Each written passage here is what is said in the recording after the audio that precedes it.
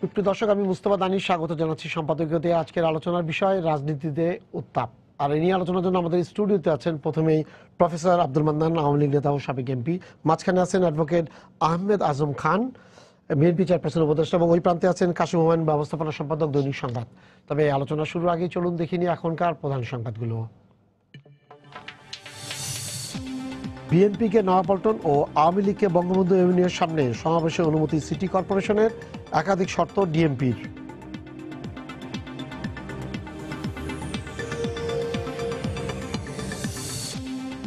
গণতন্ত্রকে সুসংহত করতেই এই সমাবেশ বলছে বিএনপি। আন্দোলনের সামর্থ্য নেই দলটির, নাশকতা করলে ছাড় নেই মন্তব্য আওয়ামী লীগের।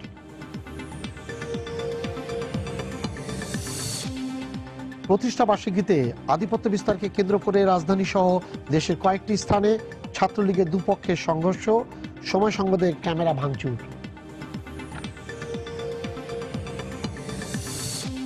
ভূমিকম্পে আতঙ্কগ্রস্ত হয়ে ঢাকা সহ 4 জেলায় 4 জনের মৃত্যু, আহত শতাধিক। রাজধানীতে হেলে পড়েছে 3টি ভবন, উৎপত্তিস্থল ভারতের মণিপুরে, নিহত 9। এবং সৌদি আরবে পুরুষ শ্রমিক পাঠাতে আর কোনো বাধা নেই জানালেন পররাষ্ট্র সচিব। মঙ্গলবার রিয়াদ যাচ্ছেন বাংলাদেশ প্রতিনিধি দল।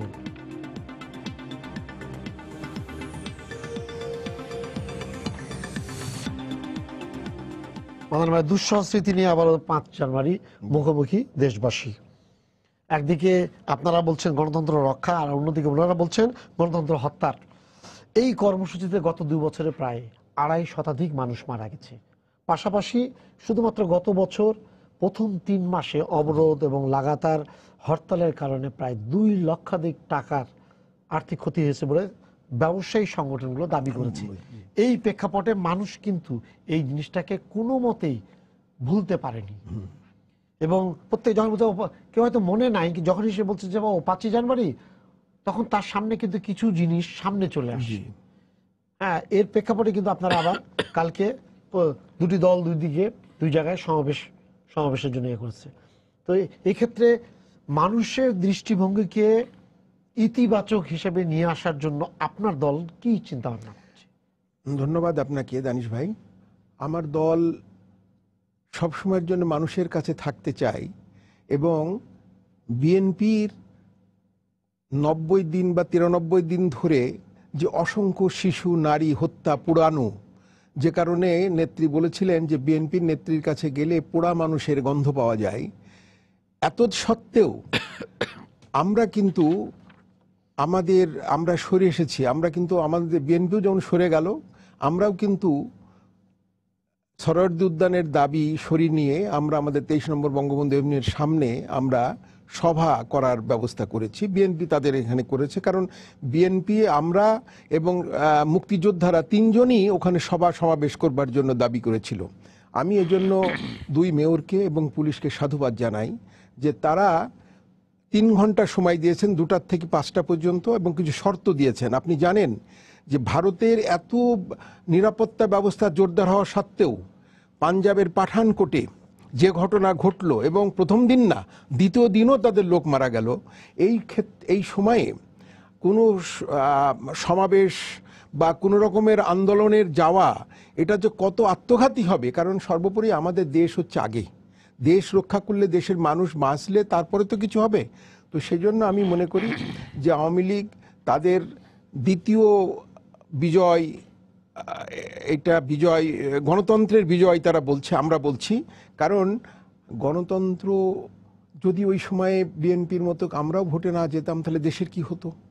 ভোট তো একটা দরকার ছিল, ভোট সব সময় দরকার, সময় শেষ হয়ে গেলে ভোটের দরকার। সেই ভোটে আওয়ামী লীগ করেছে। এবং আপনার মনে আছে, আমার বন্ধু আজম সাহেব আছেন, উনি বলবেন যে জননেত্রী শেখ হাসিনা বেগম জিয়াকে বলেছিলেন আপনি যে মন্ত্রণালয় চান সেগুলো আপনাকে আমরা দেব।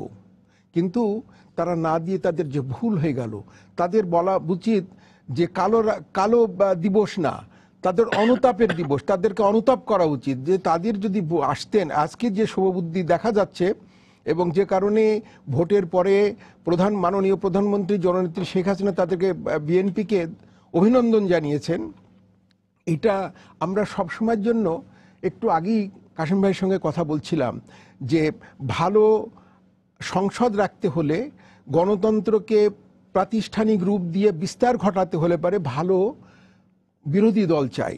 এখন সংসদের যে বিরোধী দল এই সম্পর্কে বলার অপেক্ষা রাখে না।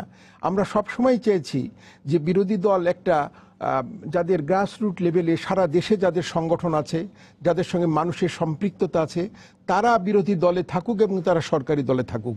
সরকারের এপিটোপিট তো যে কথা আছে যে উইনার্স টেকস অল, তো সেই রকম মানে আপনি 149টা পেলেই তো আপনাকে বিরোধী দলে যেতে হচ্ছে, একটার মারপ্যাস্ত। তো সেই জন্য আমাদের তরফ থেকে সরকার, আমি তো আওয়ামী লীগের মানুষ, কিন্তু এই সরকারকে আমি সাধুবাদ জানাই যে সরকারের পুলিশ এই তাদেরকে অনুমতি দিয়েছে এবং আমার বিশ্বাস যে কালকে সকাল থেকে আমরা দেখব যে দুই দল তাদের একটা অবস্থানে দাঁড়িয়ে তারা কথা বলবেন এবং মানুষের মধ্যে যে ভীতির কথা আপনি বলেছেন সেই ভীতিটা বিএনপিকে দূর করতে হবে। বিএনপিকে বলতে হবে যে আমরা জামাতের অভিপ্রায়ে আমরা মানুষ পুড়িয়ে বা আপনাদেরকে কষ্ট দিয়ে 90-93 দিন আপনাদেরকে কষ্ট দিইনি, এটা ভুল স্বীকার করতে আপত্তি কি? সবসময়ের জন্য মানুষের ভুল স্বীকার করার মধ্যে মহত্ব রয়েছে। এই ভুল স্বীকার করে জাতির কাছে যদি তারা দাঁড়ায়, জাতি নিশ্চয়ই তাদের ভুলকে মেনে নিয়ে তাদের যারা সমর্থক আছেন তারা নিশ্চয়ই এগিয়ে যাবে বলে আমার মনে হয়। আজম ভাই, উনি যে কথাগুলো বললেন তার প্রেক্ষাপটে আপনাদের তো একটা কর্মসূচি আছে বা আপনারা এই জিনিসগুলো কি প্রেক্ষাপটে নিয়েছেন এটা আপনারাও জানেন এবং মোটামুটিভাবে আমরাও দেখছি বা ইয়াতে। এই অবস্থায় আমি বলছি না যে 5ই জানুয়ারি আসলেই কোনো একটা খারাপ জিনিস হবে, কিন্তু যে জিনিসটা হলো যেটা অতীতটা এত খারাপভাবে আমরা গত 2টা বছর দেখেছি, তাতে কিন্তু মানুষের মধ্যে এক ধরনের শঙ্কা তো সবসময়ের জন্য কাজ করে। তো উনি বলেন যে শঙ্কা দূর করার ক্ষেত্রে আপনাদের ইয়াটা। আপনাকে অনেক অনেক ধন্যবাদ। সম্মানিত দর্শক, স্বাগতম। শ্রদ্ধেয় মান্নান ভাই কথা বলছিলেন, আমি খুব মনোযোগ দিয়ে শুনছিলাম। প্রথম কথা হলো যে এই যে সরকার বিএনপিকে কালকে সমাবেশ করবার অনুমতি দিয়েছে, আমি কিন্তু এটাকে সাধুবাদ জানাবো। সাথে সাথে আমি বলবো যে এভাবেই অন্তত সরকার শুরু করুক। যেমনি সমাবেশের অনুমতি দিয়েছেন কালকে, তেমনি সমাবেশে যাবার জন্যে নেতাকর্মীরা যেন বাধাপ্রাপ্ত না হয়, এই আহ্বানও সরকার এবং আইন শৃঙ্খলা বাহিনীর প্রতি জানাবো। কারণ আজকে সারাদিনে আমি অনেক টেলিফোন পেয়েছি, অনেক ইনফরমেশন পেয়েছি যে যাতে করে কালকে নেতাকর্মীরা সভায় যোগদান করতে না পারেন, সেজন্যে আমাদের ছাত্র দলের, যুব দলের, স্বেচ্ছাসেবক দলের নেতাদের বাসায় বাসায় হয়রানি করছে, তল্লাশি করছে বা তাদেরকে গ্রেপ্তারের চেষ্টা করছে। এটা এক ধরনের ভীতিকর পরিস্থিতি তৈরি করা যে তোমরা কিন্তু সমাবেশে যেও না। এই পরিস্থিতি থেকেও সরকারকে উঠে আসতে হবে এবং কালকে ভালোভাবে আমাদের মহাসচিব ঘোষণা করেছেন যে আমাদের এই সমাবেশটি হবে শান্তিপূর্ণভাবে আমাদের সমাবেশটি করতে দিতে হবে। এটা সরকারের জন্যেই আমি মনে করি অনেক উপকার হবে, গণতন্ত্রের জন্য উপকার হবে। এবং এরপরেই আমি বলবো যে এই শুভ সূচনা থেকে একটি কার্যকর সংলাপের মধ্য দিয়ে এই যে 2 বছরের যে অস্থিরতা, সেই অস্থিরতা কাটানোর জন্য একটি সংলাপের মধ্য দিয়ে একটি সকল দলের অংশগ্রহণের নির্বাচন, যেটা সরকার, শ্রদ্ধেয় মান্নান ভাই যেটা বলছিলেন যে নির্বাচন 5 জানুয়ারি নির্বাচনের আগে মাননীয় প্রধানমন্ত্রী ডেকেছিলেন মাননীয় তৎকালীন বিরোধী দলীয় নেতাকে, উনি যাননি। উনি যেতে চেয়েছিলেন, শুধু বলেছিলেন আমাকে 2 দিন সময় দেন, হরতাল শেষে আমি যাব। তারপরেও আবার যখন তারানকোকে নিয়ে মিটিং হয়েছিল তখনও বলেছিলেন আমরা নির্বাচনে যাব, শুধু তফসিলের যে সাবমিশনের ডেটটা এটা একটি পেছানো হোক, সেটাও পেছানো হয়নি।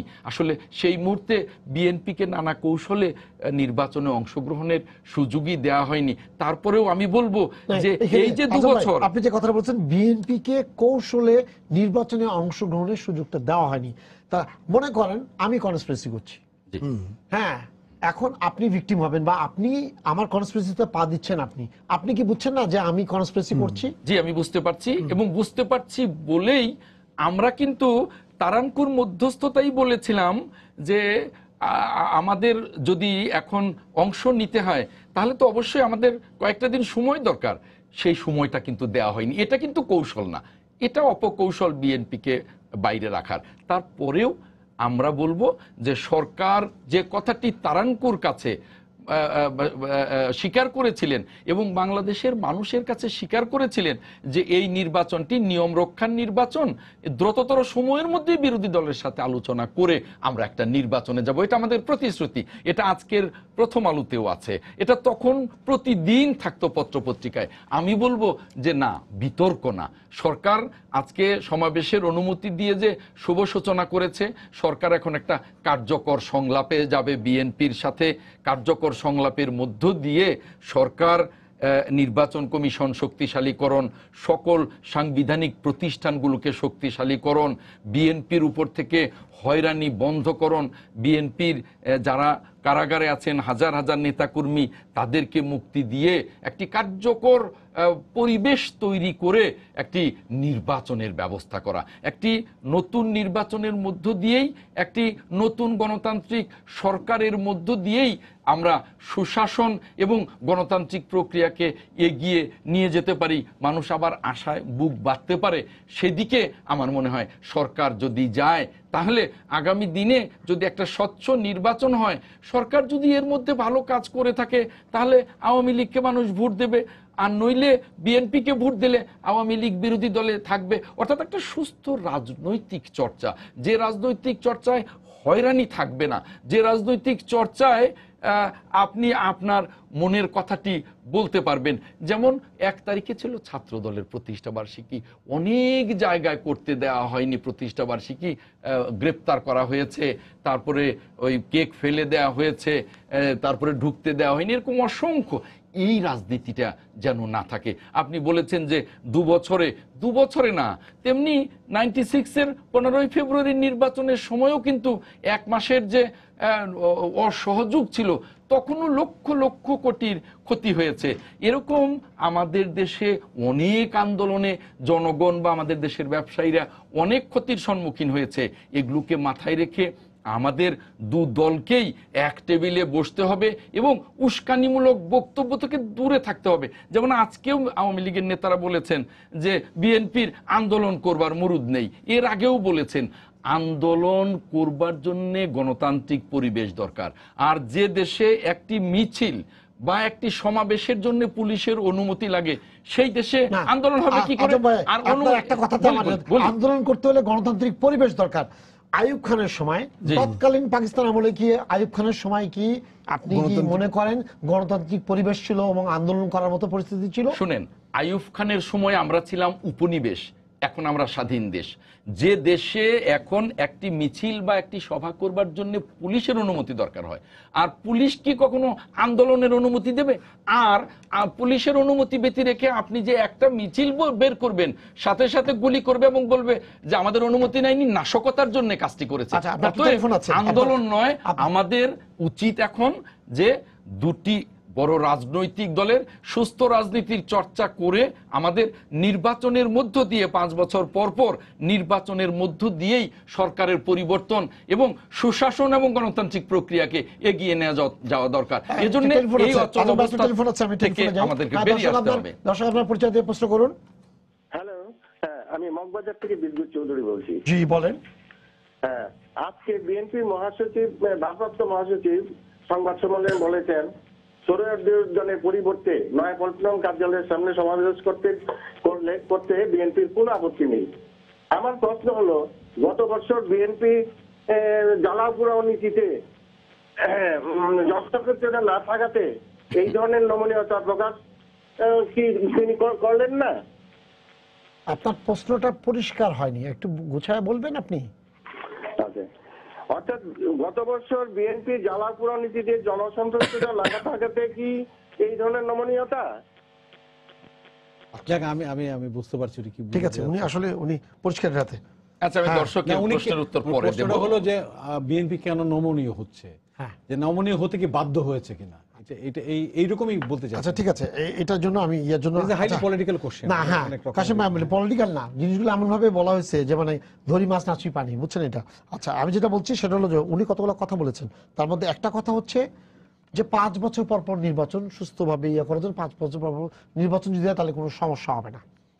এখানে আমার কাছে মনে হচ্ছে 5 বছর শেষ হয়ে গেছে হয়ে যাচ্ছিল বলেই কিন্তু নির্বাচনটা দেওয়া হয়েছে। যে জায়গায় আওয়ামী লীগের দাবি যে একটা যাতে সাংবিধানিক কোনো শূন্যতা সৃষ্টি না হয়, ধারাবাহিকতা থাকে। হ্যাঁ আচ্ছা, পাশাপাশি উনি আরেকটা কথা বলেছেন যে বিএনপিকে কৌশলে, উনি বলছেন অপকৌশলে সরকার সেই নির্বাচন থেকে হটিয়ে রেখেছে। আপনার ইয়েটা কি? না, হটিয়ে রাখা আমি আমি আমি আমি যেটা দানেশ ভাই বলি যে বাংলাদেশের যদি ডেমোক্রেসিকে আপহোল্ড রাখতে হয়, মেজর দুইটা পার্টির পার্টিসিপেশন ছাড়া কোনোদিন নির্বাচনটা মানে আমি বলবো যে একেবারে অর্থবহ হবে না। আবার যদি বলেন কনস্টিটিউশনাল একটা জিনিস, যেমন এই নির্বাচনে লাস্ট নির্বাচনে 2013-14 14 5ই জানুয়ারি নির্বাচনে বিএনপি ছিল না। এখন যদি বিএনপি না থাকাতে কি দাঁড়িয়েছে, বিএনপি না থাকাতে কিন্তু আসলে কনস্টিটিউশনালি গভর্নমেন্ট চলছে, এটা কোনো নিয়ম এটা তো কোনো অসুবিধা হয় নাই। কিন্তু রিয়েলিটি হচ্ছে যে বাংলাদেশের স্টেক হোল্ডার কিন্তু এই দুইটা পার্টির একটা পার্টি যদি যখন নির্বাচনে যাবে না, তখনই কিন্তু নির্বাচনটা একটা গণতন্ত্র ঠিক আর ওইভাবে কাজ করে না, শক্তিশালী হয় না, প্রাতিষ্ঠানিকভাবে শক্তিশালী হয় না, এবং এজিটেশনটা থেকে যায়। আজকে কিন্তু আজম ভাইয়ের কথা আমি একটা বললাম যে 5ই জানুয়ারি নির্বাচনে ওনারা মানে কেন অংশ নেন নাই সেটা তারা বলবেন, তারা বলেনও, কিন্তু যেই দাবিতে তারা যান নাই সেটা হচ্ছিল একটা মাত্র দাবি, যে তারা নির্বাচনের দাবিটা করেছিল কেয়ারটেকার গভর্নমেন্টের। সেই কেয়ারটেকার গভর্নমেন্ট কিন্তু কনস্টিটিউশন এখন আর নাই। এখন হচ্ছে যে আপনি দলীয় সরকারের অধীনে নির্বাচন করতে হবে। এবং 5ই জানুয়ারি নির্বাচনের আগে 2000 মানে আপনি 14 আপনি মাননীয় প্রধানমন্ত্রী শেখ হাসিনা কিন্তু একটা সর্বদলীয় সরকার গঠন করার প্রস্তাব দিয়েছেন, যেটা মাননীয় একটু আগে বললেন যে কিছু অল পার্টির একটা রিপ্রেজেন্টেশন নিয়ে ক্যাবিনেট ফর্ম করার কথা ছিল, সেটা কিন্তু বিএনপি রিজেক্ট করে, এবং সেখানে কিন্তু সংলাপের একটা আহ্বান ছিল মাননীয় প্রধানমন্ত্রী, সেই সংলাপও যান নাই বিএনপি, এবং সেই যেহেতু নির্বাচনে যান নাই এবং সর্বদলীয় সরকারও যান নাই। এবং নির্বাচনে না যাওয়ার কারণে আমি যেটা বলি, কে ক্ষমতায় গেল যদি আপনি আমাকে বিশ্লেষণ করতে বলেন, আওয়ামী লীগ ক্ষমতায় গেল না বিএনপি ক্ষমতায় গেল, এটা কিন্তু আমার বিবেচ্য বিষয় না। পিপল যাকে ভোট দেবে সেই যাবে। এখন আমার বিবেচ্য বিষয় হচ্ছে যে বিএনপির মতো একটা পার্টি না যাওয়াতে পাওয়ারের কিন্তু অনেকটা ভারসাম্য নষ্ট হয়ে গেছে। নষ্ট হয়ে যাওয়ার কারণে আপনি দেখবেন, নষ্ট হয়ে যাওয়ার কারণে কি হচ্ছে যে প্রথমত বিএনপি 5ই জানুয়ারি নির্বাচনকে ঠেকানোর জন্য, প্রতিহত করার জন্য আপনার লাগাতার 90 দিনের একটা কর্মসূচি ধরে, যে কর্মসূচিটা ভায়োলেন্সের পরিণত হয়েছিল। এবং আপনি জানেন একটু আগে একটা ফিগার বলেছেন, এবং ঠিক 1 বছরে এই সরকারের পূর্ণ হওয়ার পরে আবার কিন্তু গত 5ই জানুয়ারি থেকে আরেকবার 3 মাসের মতো একটা প্রোগ্রাম গেল। এবং এই দুইটা সাংঘর্ষিক যে আপনার মানে প্রোগ্রাম, এই প্রোগ্রামে কিন্তু আমাদের বহু ক্ষতি হয়ে গেল। আপনার জ্বালাপোড়া হলো, ভয়ভীতি ঢুকলো, ব্যবসা বাণিজ্য নষ্ট হলো, জানমালের ক্ষতি হলো, যে কথাটা একটু আগে বলছিলেন, প্রায় 250 লোকের মতো মারা গেছেন, এবং ভয়ভীতি একটা অবস্থা দাঁড়িয়ে গেছে। এখন আপনি নির্বাচনে যান নাই, নির্বাচনে প্রতিহত করার জন্য যে ব্যবস্থাগুলো নিলেন, যে আন্দোলনের নামে যে ভায়োলেন্সটা হলো, এই ভায়োলেন্সে কিন্তু আমরা ক্ষতিগত হলাম। আর আমি সাধারণ মানুষ হিসেবে চিন্তা করি, এই ভায়োলেন্সের ক্ষতি কিন্তু সাধারণ মানুষ হচ্ছে, মনে হচ্ছে তো সাধারণ মানুষ, আর জানমালের ক্ষতি হচ্ছে আমার সাধারণ মানুষের। কই আওয়ামী লীগের বিএনপির তো কোনো ক্ষতি হয় নাই, ক্ষতি হচ্ছে উনি বলেন যে আজকে ওনারা নির্যাতন ফেস করছেন। হ্যাঁ, ভায়োলেন্স যদি আপনি চিন্তা করেন, যতক্ষণ পর্যন্ত গভর্নমেন্ট আছে, যেই গভর্নমেন্টে থাকুক, গভর্নমেন্টের হোয়াট ইজ দ্য রেসপন্সিবিলিটি, গভর্নমেন্টের রেসপন্সিবিলিটি জানমালের নিরাপত্তা দেওয়া, এবং সেখানে জানমালের নিরাপত্তা দিতে গিয়ে বিএনপির উপর হামলা মামলা যেটাই যেভাবে বলি আমরা, অনেক নির্যাতন গেছে। এখন এই নির্যাতনটা এখনো বন্ধ হয়ে গেছে সেটাও আমি বলি না, এটা চলছে এখনো। যেটা একটু আগে আজম ভাই অনেকগুলো ঘটনার কথা বললেন, আমি আমি আমি আমি মানে তার কথাগুলো শুনছিলাম। আর দ্বিতীয়ত যেটা হলো যে এখনকার রিয়েলাইজেশনটা যদি আপনি দেখেন, আমি যেটা বলছি যে আপনাকে নির্বাচনে যেতেই হবে, আর এটা কেয়ারটেকার গভর্নমেন্টের অধীনে হবে না সর্বদলীয় সরকার অধীনে হবে, সেটা কিন্তু all political major stakeholder in politics, যারা ভোটের মাধ্যমে ক্ষমতায় আসেন এবং ভোটের মাধ্যমে ক্ষমতায় যেতে হয় যাদেরকে, তারাই কিন্তু এগুলো নির্ধারণ করবেন। সেই জায়গায় পিপল তার জিম্মি হয়ে থাকতে পারে না। আপনি কেন নির্বাচনে যাবেন না? আর নির্বাচনে গেলে আমি যেটা বলি যে 5ই জানুয়ারি নির্বাচন না যাওয়ার কারণে কিন্তু ইমব্যালেন্স হয়ে গেছে। আপনি কি মনে করেন বাংলাদেশের নির্বাচন এই লাস্ট এত কিছু হলো যে আপনি অলমোস্ট 73% মানে কাস্ট হয়েছে ভোট এই লাস্ট পৌরসভা নির্বাচন। বাংলাদেশের নির্বাচনে যে উৎসব মুখর হয় সেটা কিন্তু এটা প্রমাণ।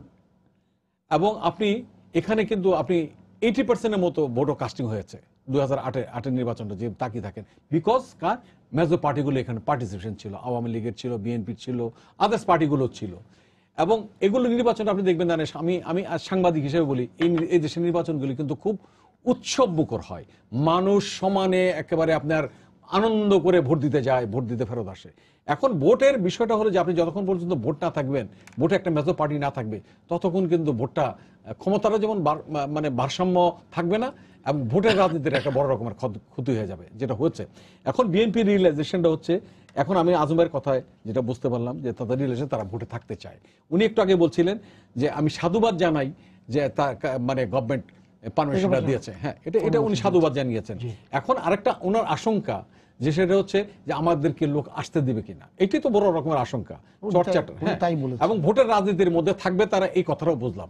আমি ধরে নিতে পারি যে তারা ভোটের রাজনীতি, কারণ অলরেডি আপনার সিটি কর্পোরেশনের পার্টিসিপেশন প্লাস এই পৌরসভা পার্টি, এগুলো কিন্তু প্রমাণ হয়েছে বিএনপি ভোটের আসতে চাচ্ছে, সামনে মার্চের মধ্যে হ্যাঁ আসতে চাচ্ছে। এখন হচ্ছে যে আপনার কতগুলো বিষয় সরকারকে ভাবতে হবে, যে সরকারকে কতগুলো জায়গায় স্পেস দিতে হবে। যে ওই যে কথাটা আমি বললাম, যে আমি ভাষায় বলি যে স্পেস, যেটা বলেন যে গভর্নমেন্টকে কতগুলো পদক্ষেপ নিতে হবে। আপনি যদি গভর্নমেন্ট যদি স্পেস না দেয় তাহলে কিন্তু একটা ভারসাম্যটা থাকবে না, আর বিষয়টা অ্যাকোমোডেট করতে হবে। আর 2 নম্বর হলো ওনাদেরও বুঝতে হবে যে ওনারা ভায়োলেন্সে যাবেন কি যাবে না। যদি কালকে যে আমি যেটা আশঙ্কা, একটু আগে ইনফর্মালি কথা বলছিলাম, কালকে আশঙ্কা করছি যে কালকের মিটিংয়ে ভায়োলেন্স হবে কি হবে না, এটা এরকম একটা উনিও মনে করছেন যে যদি কোথাও আটকিয়ে রাখা দেওয়া যায়, কিন্তু পুলিশ কতগুলো শর্তের ভিতর দিয়ে কিন্তু আপনি দেখবেন যে এই পারমিশনটা দিয়েছে দুইটা দলকে। যেমন আপনার রাস্তা বন্ধ করা যাবে না, হাতে লাঠি নেওয়া যাবে না, মাইক সীমিত রাখতে হবে, তারপর আপনার মিছিল করে আসা যাবে না, যানজটের সৃষ্টি করা যাবে না, সন্ধ্যার আগেই আপনার মানে শেষ করতে হবে। এগুলো ইম্পোজ করা হচ্ছে। এখন আমার বিষয়টা হচ্ছে যে কেন পুলিশ ইম্পোজ করবে? ইম্পোজ করে তখনই যখন আবার ভয়ভীতি থাকে যে ভায়োলেন্সের দিকে বিষয়টা যায় কিনা। তো ভায়োলেন্স যে হবে না সেটা কিন্তু আমি এখন পর্যন্ত আমি মানে আমারও যথেষ্ট ব্যালেন্স নিয়ে আমার আমি মনে করি। কারণটা কি ব্যালেন্সের কারণটা বলি, পুলিশেরটা মনে হচ্ছে না, কিন্তু আমার কাছে যেটা মনে হচ্ছে যে আপনি হেফাজতের কথা নিশ্চয়ই মনে আছে, হেফাজত মনে আছে দিয়েছে, তারপর দেখা গেল আর সন্ধ্যা থেকে উঠছেই না, মানে সিচুয়েশনটা কোন জায়গায়। তো একটা রাজনৈতিক সরকার যখন থাকে তার কিন্তু কিছু ইচ্ছা শক্তি থাকে, পাশাপাশি হ্যাঁ যে পুলিশের আবার চিন্তা কি ধরনের সরকার থাকলো এটা তো পরবর্তী একটা আলোচনার বিষয়। কিন্তু যখন একটা সিটিং গভর্নমেন্ট থাকবে, সে গভর্নমেন্টের দায়িত্ব হচ্ছে জানমালের নিরাপত্তা দেওয়া মানুষের, রেসপন্সিবিলিটি অফ দ্য গভর্নমেন্ট। কিন্তু যে ভায়োলেন্স গুলো হয়ে যাচ্ছে গত আপনি 2 বছর এই নির্বাচনের ভিতর দিয়ে, এই ভায়োলেন্সে কিন্তু আপনি কি মনে করেন এটা কি একটা অস্বস্তিকর এবং দেশের ভাবমূর্তি ইন্টারন্যাশনাল নষ্ট হয়েছে? খালি জানমালের ক্ষতি দেখলেন বা ক্ষতি হয়েছে না তাই না, আমার যেমন জানমালের ক্ষতি হয়েছে, আমার ভিতরে যেমন ভয়ভীতি, আমি কাজকর্ম করতে পারিনি, সাধারণ মানুষ মানে কাজকর্ম করতে পারেনি, ইন্টারন্যাশনালি কিন্তু আপনার একটা রেপুটেশন নষ্ট হয়ে গেছে। এবং আপনি এখন ধরেন বাংলাদেশের ফরেন এক্সচেঞ্জ ইনকাম করার একটা বড় জায়গা হচ্ছে গার্মেন্টস। এই গার্মেন্টস কিভাবে ক্ষতিগ্রস্ত হচ্ছে, এটা বড় রকমের ক্ষতিগ্রস্ত হয়েছে। কিন্তু আমি কারো সমালোচনার প্রশ্ন না, আমি আমার ওপিনিয়নটা বলছি যে আজকে আসম ভাই যে কথা বললেন যে ভোটের রাজনীতির কথা, এখন ভোটের রাজনীতির ভিতরে ওনারা আসবেন এই কথাটা বলছেন, ভোটের রাজনীতি, ভোটের কালচারটা থাকতে হবে। এটাই আমি মনে করি যে আপনাকে গণতন্ত্রকে সুসংহত করতে হবে একমাত্র ভোটের ভিতর দিয়েই। এবং ভোট নিয়ে কিন্তু নানা রকমের প্রশ্ন থাকতে পারে, থাকাটা কিরকম ভোট হবে। যেমন এই ভোটটা ওনারা একটা সময় চাইছিলেন যেটা 5ই জানুয়ারি নির্বাচনের সময় চাইছিলেন যে কেয়ারটেকার গভর্নমেন্ট ছাড়া হবে না। এখন প্রশ্নটা এটা কিন্তু ওনারা পরিষ্কার করেন নাই যে সামনে যে নির্বাচন হবে সেটা যে 3 বছর মেয়াদ আছে, হয়তো আর্লি হয়ে যেতে পারে। আর্লি নির্বাচন হওয়ার বিষয়টা কিন্তু অনেকটা নির্ভর করে সরকারের সদিচ্ছার উপরে।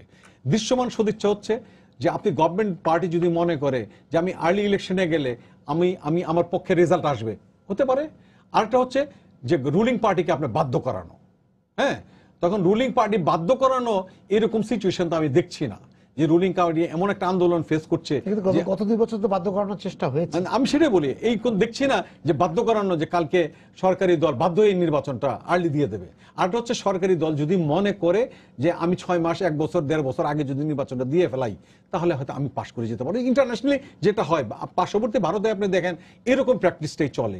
যদি রুলিং পার্টি মনে করে একটু আর্লি দিয়ে দিলে আমি আমার ক্ষমতা আবার ফিরে আসার সম্ভাবনা আছে, এগুলো হয়। আরেকটা হতো বাধ্য হওয়া, তো বাধ্য হওয়ার মতো অবস্থা দেখি না। আর রুলিং পার্টি এখন যদি মনে করে যে আমার বিএনপিকে আনতে হবে, স্পেস দিতে হবে সব পার্টির, তাহলে কিন্তু এটা আর্লি ইলেকশন হয়ে যাওয়ার একেবারে উড়ানো যায় না, উড়িয়ে দেওয়া যায় না। মানে ভাই এখন উনি যে কথাগুলো বললেন, আরেকটা জিনিস আমি বলি, আমি এই প্রশ্নটা আমি আজম ভাইয়ের কাছে বলছি। আজম ভাই অত্যন্ত মানে পুরানো একজন লোক এবং আমার কাছে মনে হয় অত্যন্ত রেশনাল একজন মানে লোক, খুব বিশ্লেষণ করেন।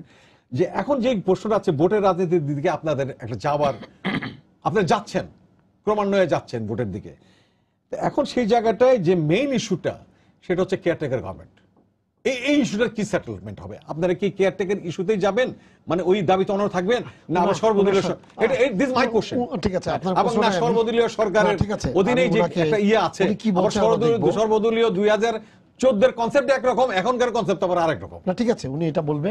ভাই এখন উনি যে কথাগুলো বলেছেন আপনি শুনেছেন, এর মধ্যে একটা কথা কিন্তু উনি বলেছেন যে পরিবেশ, সরকার চাইলে পরিবেশটা অনুকূলে, তার মানে হলো যে বিএনপির মানে ক্ষেত্রে, রাজনীতির ক্ষেত্রে বিএনপিকে যদি ছাড় দেওয়া হয়, অথবা তারা যে অভিযোগটা করছেন যে না হয়রানিমূলক যে এই জিনিসগুলো যদি আস্তে আস্তে গণতান্ত্রিক পরিবেশের মধ্যে নিয়ে আসা যায়, হ্যাঁ, তাহলে বিএনপি কোনো মতেই এমন কিছু করবে না যা ক্ষতিকর বা এরকম, মানে গত 2 বছরে যেটা হয়েছে সেটা নাও হতে পারে। জি, ধন্যবাদ আপনাকে আবারও। আমরা কয়েক ঘন্টা বাকি আছে। কাশেম ভাই যে কথা বলছিলেন যে বিএনপি তো একা না, বিএনপির সঙ্গে তো জামাত রয়েছে। বিএনপি না চাইলেও, আজম ভাই না চাইলেও জামাত তো করবেই, কারণ জামাতের অস্তিত্ব। কালকে যে কর্মসূচিটা আছে সেটা কিন্তু বিএনপির, কিন্তু জামাত তো তাদের সঙ্গে আছে, জামাতের লোক তো আসবে।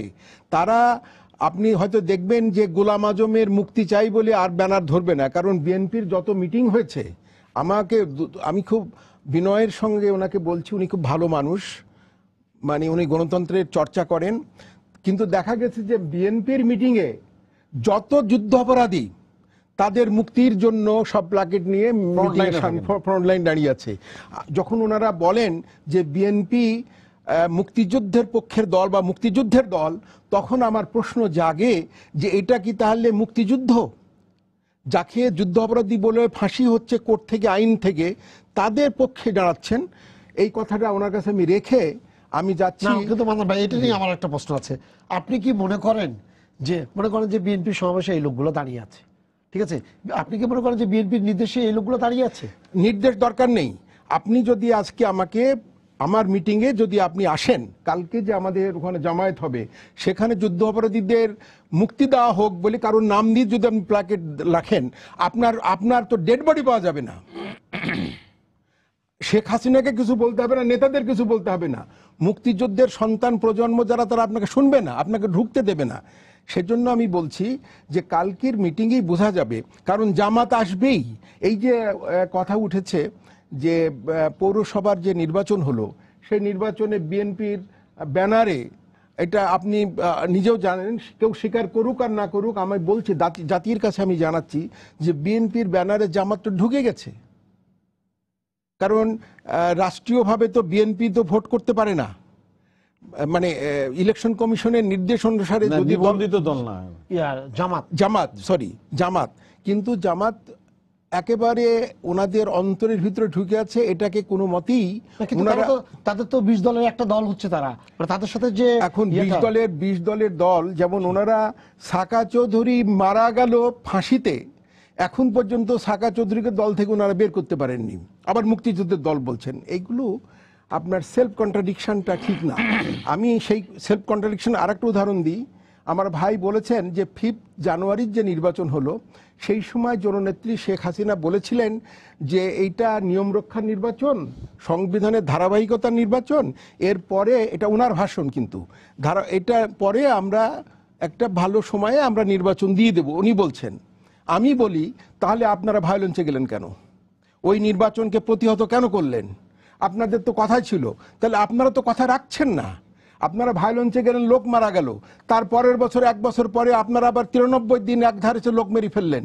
ফলে কোনো সময়তেই আপনাদের উপরে যে সরকার বিশ্বাস রাখবেন, আমরা আমাদের দল বাদী দিলাম, সরকার আপনাদের প্রতি বিশ্বাস রাখতে পারছে না। তারপরে উনি বলেছেন যে পরিবেশ তৈরি করে দেওয়ার জন্য। আপনি কথাটা ধরেছিলেন যে আইয়ুব খানের সময় বঙ্গবন্ধুকে বারবার এই জেল থেকে বেরোচ্ছেন, ওই জেলে নিয়ে যাওয়া হচ্ছে সব সময়ের জন্য। তখন কি আন্দোলন বন্ধ ছিল? আন্দোলন বন্ধ ছিল না। আপনাকে কেউ পরিবেশ তৈরি করে দেবেন আজম ভাই? আপনাকে আপনার ক্ষেত্রকে নির্মাণ করতে হবে, আপনার দলকে সংঘবদ্ধ করতে হবে। আপনারা নিজেরাই মাঠে আসতে পারেন না। যখন ভোট হচ্ছে তখন এই কথাটা আপনার পৌষ মাসের ওয়াজ আপনি বৈশাখ মাসে করলেন। বেগম জিয়ার যদি সত্যিই ভোটে পাশ করানোর ইচ্ছা থাকতো তাহলে তিনি বলে ফেললেন যে 30 লক্ষ শহীদ বলে তার সন্দেহ আছে, 30 লক্ষ শহীদ না। এই কথাটা কি ওই সময় বলাটা ঠিক হয়েছে? আমি যদি ওনাকে, উনি একজন বড় নেতা, 3 বারের প্রধানমন্ত্রী, আমি সমালোচনা করছি না, আমি জাতির বিবেকের কাছে বলছি। মানুষ তো ভোটের সময় নমনীয় হয়। আমরা দেখি যারা আপনার, আমি যখন ভোটে যাই, বিএনপি ভোট না দিলে বিএনপিকে সালাম দিই, কারণ সে আমার বিরুদ্ধে একটু কমুক। কিন্তু আপনারা বলে ফেললেন যে 30 লক্ষ, তাহলে কয় লক্ষ আপনারা তা বলছেন না। কিন্তু আপনারা বলছেন বিচার ঠিক করতে হবে, বিচার ঠিক হচ্ছে না, কিন্তু কোথায় ভুল হচ্ছে তা বলছেন না। যুদ্ধাপরাধীদের বিচার সব সময়ের জন্য আপনারা গা এড়িয়ে দিয়ে আপনারা ছাড়া ভাবে চলছেন। এতে করে তো গণতন্ত্রের চর্চা কিভাবে করতে পারবেন জানি না। আপনাকে করতে হবে আপনাদের মতোই। আর আপনি বলেছেন যে কাল কি লোক আসবার কথা, লোক আসবার জন্য পুলিশ তো আছেই, এবং এই সরকার চাচ্ছে যে বিএনপির লোক আসবে, তাতে কি হয়েছে? এই ভোটে তো আওয়ামী লীগের মধ্যে একটা কনফিডেন্স জন্মিয়েছে। এই পৌর নির্বাচনে আওয়ামী লীগের মধ্যে একটা প্রত্যয়, একটা বিশ্বাস জন্মিয়েছে। ফলে বিএনপির লোক আসলেও সরকার ক্ষমতা থেকে পড়ে যাবে না, আর বিএনপির প্রচুর লোক আসলেও সরকারের কোনো পরিবর্তন হবে না। অতএব এ নিয়ে আমরা চাপ দিব সরকারকে, আওয়ামী লীগ চাপ দিবে সরকারকে, সরকার প্রশাসনকে চাপ দিবে, এটার কোনো দরকার নেই। আপনাদের যদি লোক আসে, নির্ভয়ে আসবে, এবং নির্ভয়ে তারা এসে তাদের যা করার তারা করে যাবে। কিন্তু ওই জামাত এসে সামান্য কিছু করবে, কারণ একদিন হরতালে আপনার মনে আছে যে ভোরবেলায় জামাতের লোকেরা সমস্ত ওই যে আমাদের আওয়ামী লীগের অফিসে 23 নম্বরের ওই দিকে, আপনার মনে পড়ছে কি না আমি তার টাইমটা বলতে পারছি না, হরতাল দিয়ে ভোরবেলায় তারা কিন্তু অ্যাটাক করে শুরু করে দিল। এইরকম যদি হয়, পুলিশ কিন্তু বলেছে, আমরা বলছি না, আমরা দল বলছে, আমরা বলছি শান্তি চাই। কাশেম ভাই বলেছেন যে জানমাল রক্ষা করবো, দায়িত্ব হচ্ছে সরকারের। সে বিএনপির জানমাল হোক, আর জামাতের জানমাল হোক, আর আওয়ামী লীগের জানমাল হোক, সেই জানমাল রক্ষা করবার জন্য যা করার তাই করা হবে। কারণ আমরা ক্ষমতায় আছি, আমাদের ভায়োলেন্সে যাওয়ার কোনো দরকার নাই। কিন্তু আপনারা যাদেরকে রাখবেন কি রাখবেন না, নানান কথা আসছে, তারা ভায়োলেন্স করবে না, এই কথা কিন্তু এই মুহূর্তে একেবারে নির্দিষ্ট করে বলা যায় না। সেই জন্য আমি বলি যে এই ব্যাপারটা আপনাদেরকে একটু, আপনি যখন সাধুবাদ দিয়েছেন, আপনি আপনার দলের সঙ্গে, আপনি উচ্চ পর্যায়ের লোক, আপনি প্রধানমন্ত্রীর উপদেষ্টা, আপনার নেত্রী বিরোধী বিএনপির সভানেত্রী, চেয়ারপারসনের উপদেষ্টা, আপনার একটা ভূমিকা থাকবে। আমি আপনাকে একটা কথা বলি যে আপনি বলেছেন 5 বছর পর পর, নিশ্চয়ই 5 বছর পরে এই নির্বাচন হবে। এই জন্য আপনার এই কথাটা নিশ্চয়ই রাখা হবে, কারণ 5 বছর 2019 সালে হবে। কারণ 5 বছর তো সংবিধানের একটা ব্যাখ্যা দেওয়া হয়েছে। আর কাশিম ভাই যে কথাটা বলেছেন যে কিভাবে নির্বাচন হবে বিএনপি বলছে না, বিএনপির আর বলার অপেক্ষা রাখে না। কারণ এই সংবিধানকে তো যদি অন্য কোনো প্রক্রিয়ায় যেতে হয় তো সংবিধানকে তো অ্যামেন্ডমেন্ট করতে হবে, তাই না? তো সেই অ্যামেন্ডমেন্ট করবার তো বিএনপি যদি কোনোদিন ক্ষমতায় এসে ওই শক্তি অর্জন করেন তাহলে তারা করবেন, না হলে আমরা যেটা বুঝেছি সেটা তো করেছি দেশ এবং জাতির স্বার্থে। এবং আজম ভাইয়ের একটা কথা বলেছেন যে ওনাদের আমলে সেই ফেব্রুয়ারি নির্বাচনে অনেক ক্ষতি হয়েছিল, এখনো ক্ষতি হয়ে গেল। দেখুন আজম ভাই, ফেব্রুয়ারি আর আজকের দিনের ফেব্রুয়ারি অনেক বছর পেরিয়ে গেছে। আমরা কি সবসময়ের জন্য এই ক্ষতি মেনে নিতে থাকবো? তাহলে কি দেশকে আমরা ক্ষতির দিকে দিয়ে দেবো?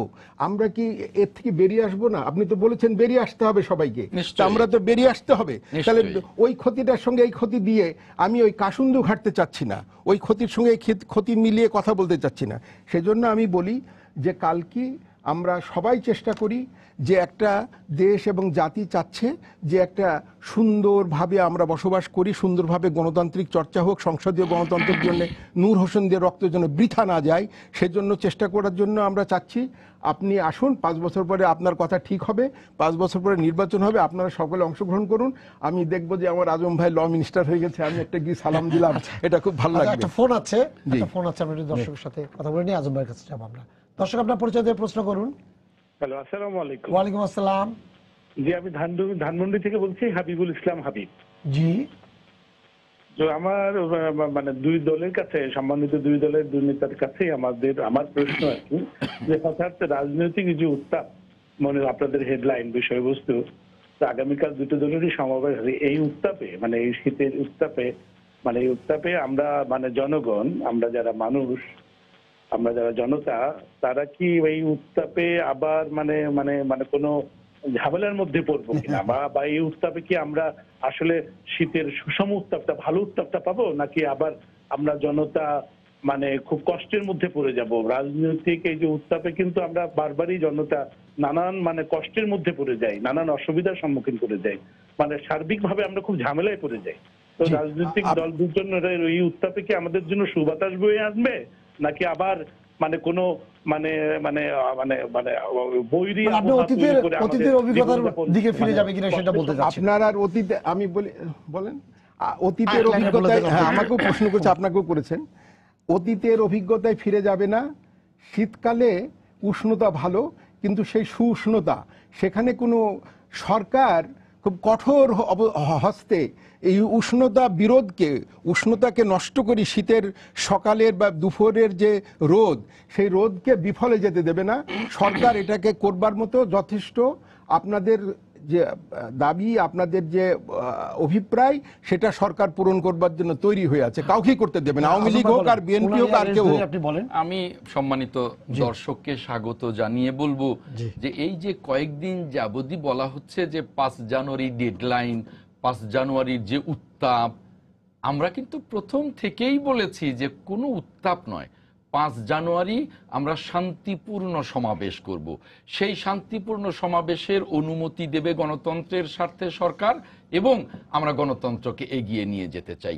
কাজেই আমি সম্মানিত দর্শককে স্বাগত জানিয়ে বলছি যে বিএনপির ভেতর থেকে কোনো উত্তাপ নেই, আমরা বরং জনগণের স্বার্থে, গণতন্ত্রের স্বার্থেই আগামীকালকের সমাবেশটা শান্তিপূর্ণ এবং সফলভাবে করতে চাই, এবং সরকারের কাছেও, সরকারের আইন শৃঙ্খলা বাহিনীর কাছেও আহ্বান জানাতে চাই যে যারা জনগণ এই সমাবেশে যোগ দেবেন তাদেরকে যেন যোগ দেবার সুযোগ দেওয়া হয়, বাধা প্রদান না করা হয়, যেমনি আজকে সারা দিন করা হয়েছে। এখন বিষয়টা হলো যে আমি একটু কয়েকটা বিষয়ে আলোকপাত করি যে তত্ত্বাবধায়ক সরকার ব্যবস্থা এখন আর সংবিধানে নেই, কথাটা সত্যি, কিন্তু সংবিধান তো দেশের জন্যে, সংবিধান তো মানুষের জন্যে, সংবিধান তো কুরআন বা কোনো বেদ বাক্য নয়, এটা সময়ের প্রয়োজনে এটার পরিবর্তন হতে পারে।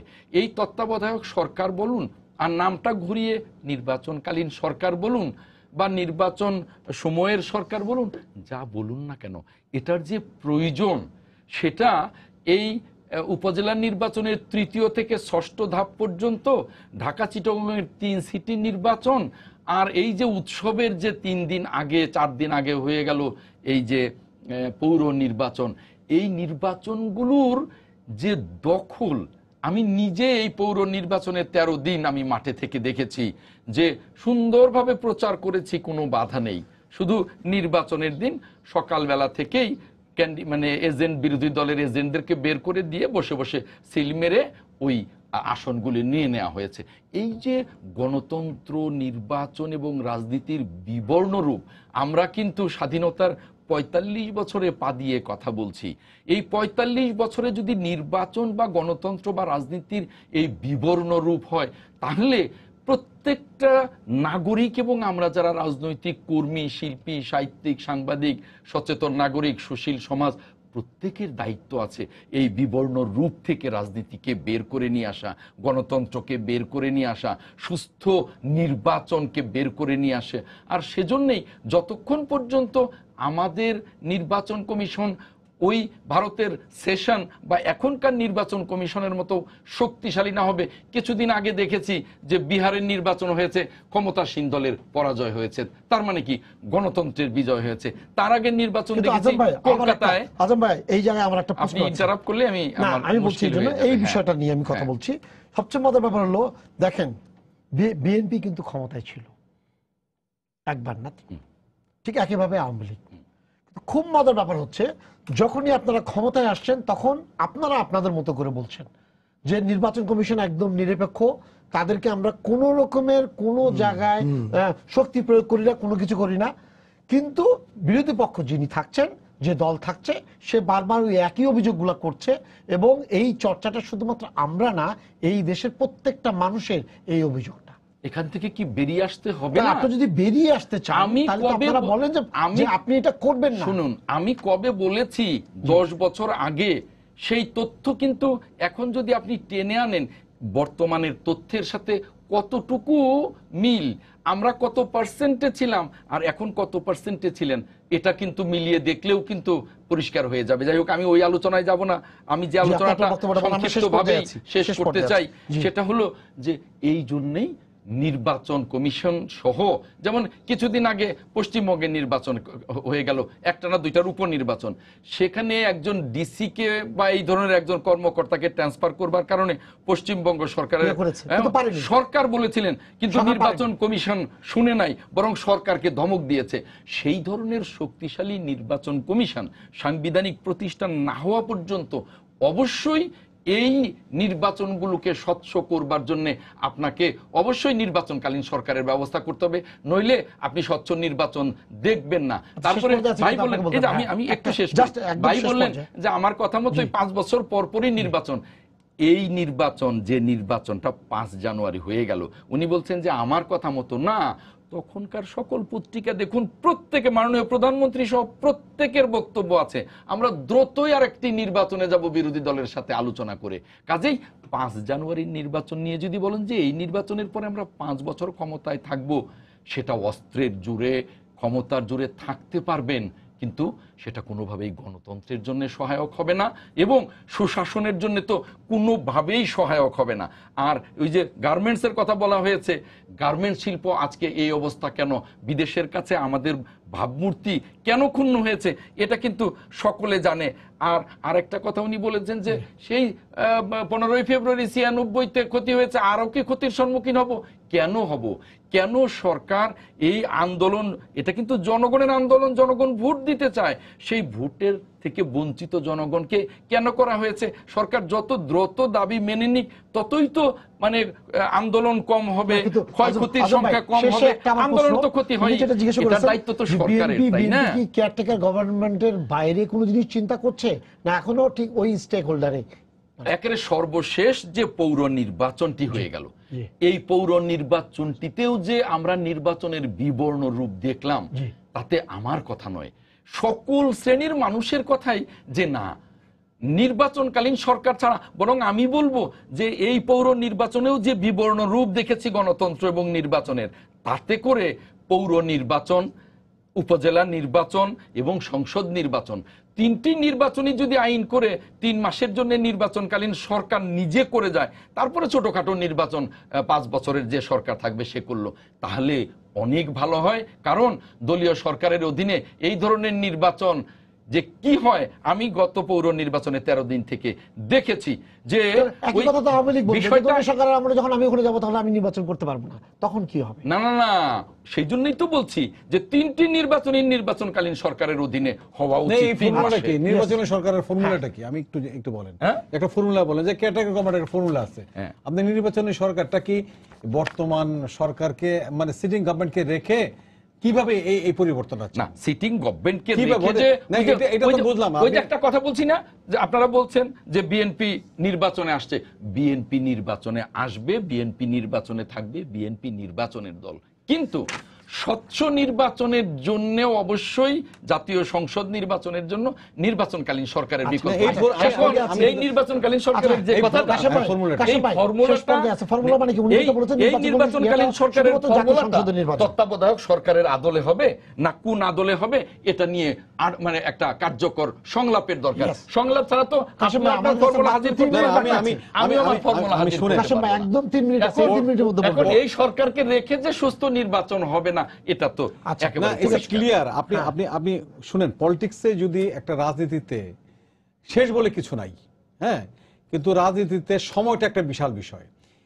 5ই জানুয়ারি নির্বাচনে 2014 অংশগ্রহণ না করায় বিএনপি আমরা কিন্তু, আমি যে কথাটা বলি, একটা ভারসাম্য ঠিক থাকলো না। আপনি একটা কথা দেখেন, না করার কারণে বাংলাদেশে যেখানে একটা উৎসবমুখর নির্বাচন হয়, মানুষ দৌড়ে গিয়ে ভোট দেয়, সেখানে আপনি 154 নির্বাচন, 154 জন বিনা প্রতিদ্বন্দ্বী নির্বাচন দিয়ে আসলো। কি কারণে এটা হলো? একটাই কারণ, সেটা হচ্ছে ইন অ্যাবসেন্স অফ একটা major stakeholder in politics, BNP. তার কারণেই কিন্তু এটা হয়েছে। এবং আজকে যদি থাকতো কে নির্বাচনে হারতো জিততো, সেই দিকে আমি যে উনি হয়তো চিন্তা করেন। শেষ পর্যায়ে আছে, কাশেম ভাই, আপনি একদম conclusion এ নিয়ে আসেন। আমার একটাই কথা, যে নির্বাচনে থাকতে হবে, নির্বাচনের থেকে যদি বেরিয়ে আসেন তাহলে একটা অস্বস্তিকর অবস্থার মধ্যে আমরা সবসময় থেকে যাব। আমি চাই না যে 14 সালে যে সমস্ত ঘটনাগুলো ঘটে গেছে 5ই জানুয়ারি নির্বাচনের পরে, এবং গতবার 15 সালে এইরকম আর একটা দুঃসহ অবস্থা চাই না। যে কথাটা একটু আগে এই আপনার সম্মানিত মানে দর্শক হাইবুল ইসলাম সাহেব বললেন, যে আমরা কি আবার নতুন কিছুর মধ্যে যাচ্ছি কিনা, এরকম নতুন ভায়োলেন্স টালেন্স কিছু হবে কিনা। তা আমারও ওনার সুরেই আমার এই কথাটা বলাটা, ভায়োলেন্স থাকবে না এবং একটা সমঝোতায় আসবে, যে সমঝোতা এবং চিরস্থায়ী হবে। আরেকটা কোথায় জানে সমস্যাটা কোন জায়গায় হয়ে গেছে, যে এই দেশে যদি রাজনীতির একটা গাইডলাইন থাকা দরকার। আওয়ামী লীগ যেমন আছে, আওয়ামী লীগের বিরোধী দলও থাকতে হবে, কিন্তু আপনি যদি মুক্তিযুদ্ধের চেতনায় আওয়ামী লীগের বিরোধিতা করেন তাহলে সমস্যাটা থাকে না। আর যদি মুক্তিযুদ্ধকে আপনি মানে ওই রকম মানে কগনিসেশন না নিয়ে শুধু আওয়ামী লীগ বিরুদ্ধের জন্য রাজনীতি করেন, তাহলে কিন্তু একটা স্টেবিলিটি থাকবে না। আপনাকে রাজনীতি আওয়ামী লীগের পক্ষে রাজনীতি করতে হবে, সেটাও মুক্তিযুদ্ধের পক্ষে, বিরুদ্ধে যদি রাজনীতি হবে সেটাও মুক্তিযুদ্ধের পক্ষে, তাহলে কিন্তু দেখবেন যে আপনার বিভাজন। লাস্ট একটা প্রশ্ন আপনার কাছে আছে, সেটা হলো যে ওই যে নির্বাচন কমিশনে যে বলছে, এই দুইটা দলই তো, এই দুইটা দলই তো বলছে, স্টেক হোল্ডার বললেন আপনি, এই দেশের পলিটিক্সের স্টেক হোল্ডার, এবং এই দুইটা দলই কিন্তু দেখা যাচ্ছে যখনই যে ক্ষমতায় থাকছে তখন সে একরকম কথা বলছে, যখন সে বিরোধী দলে থাকছে তখন সে অন্যরকম কথা বলছে। এবং আমরা কিন্তু বিভিন্ন কমিশনে দেখেছি, বিভিন্ন কমিশনের রেজাল্টগুলো দেখেছি, সব জায়গাতে কিন্তু এরকম হচ্ছে, ছোট বড় হচ্ছে। তাই বলে যে একদম মেজর মানুষের বক্তব্যকে উপেক্ষা করে কেউ রাজনৈতিক দল ক্ষমতায় চলে আসছে, আমার জানার মতো এরকম হয় না। এরকম হয় না আসলে। যেটা বলেন যে মানে আপনি গণতন্ত্রকে যদি একটা প্রাতিষ্ঠানিক মানে ভিত্তিটা শক্তিশালী করতে হবে, বহু রকম উইং তো এখানে আছে। Election commission one of the main wing, যেখানে আপনি তারা রোলটা প্লে করে, সেটা যদি আপনি মনে করেন, সেটা কিন্তু হওয়া উচিত কি জানেন, দুইটা মেজর পার্টির মধ্যে যদি একটা আলাপ আলোচনার বিরুদ্ধে যদি এই জিনিসটা পুনর্গঠন করা হয়, কথা বলছেন, আমি তাই মনে করি। উনি চমৎকার বলছেন, আমিও এটা সেটা পুনর্গঠন করেন, তাহলে কিন্তু এই সমস্যাগুলো থাকে না, তাহলে এইটি আর পোস্ট করবে না। আপনি আওয়ামী লীগ আজকে যে অবস্থা দাঁড়ায়, বিএনপির মধ্যে আজিজ সাহেব, জাস্টিস আজিজ সাহেবকে আপনার তারা মনোনয়ন দিয়েছিলেন, যা হয়ে গেছে, একে নিয়ে তো বহু রকমের সমস্যা গেছে। অতীতের ইতিহাস যদি আপনি দেখেন, বহু রকম ইতিহাস থাকবেন। এখন আজকে কাজ করতেই দেওয়া হয়, যাই হোক, যে কাজ করতে দেওয়া, নির্বাচনটা করে ফেলেছিলেন, 15 ফেব্রুয়ারি নির্বাচন হয়েছিল। এগুলি নিয়ে অতীতের অনেক কিছুই মানে। আচ্ছা, আমাদের সময় শেষ হয়ে গেছে। আমি একটা লাইন বলবো, আওয়ামী লীগ বলে মুক্তিযুদ্ধের চেতনার দল, আমি বলবো বিএনপি মুক্তিযুদ্ধের দল। কাজেই মুক্তিযুদ্ধের বাইরে, মহান বাংলাদেশের বাইরে কোনো চিন্তা করা আমি খুশি হতাম যদি ওনারা প্রমাণ করতেন যে ওনারা মুক্তিযুদ্ধের পক্ষে। আমি রিজনগুলো দিয়েছি। আমি আশা করব যে নতুন বছরে আবার শপথ নেবেন, পরশুদিন রায় হবে, সেই রায়কে ওনারা স্বাগত জানাবেন এবং ওনারা সালাউদ্দিন কাদের চৌধুরীকে দল থেকে মৃত অবস্থায় বের করে দেবেন। তাহলে আমি বুঝবো যে আছেন, এবং জামাত থেকে ওনারা মাপ চেয়ে নেবেন। আচ্ছা, আপনাদেরকে ধন্যবাদ। আমাদের সময় শেষ হয়ে গেছে। সবাইকে শুভেচ্ছা জানিয়ে শেষ করছি আজকে সম্পাদকীয়। আগামীকাল আবারও দেখা হবে রাত 10টায়। দেখার আমন্ত্রণ রইল। শুভরাত্রি।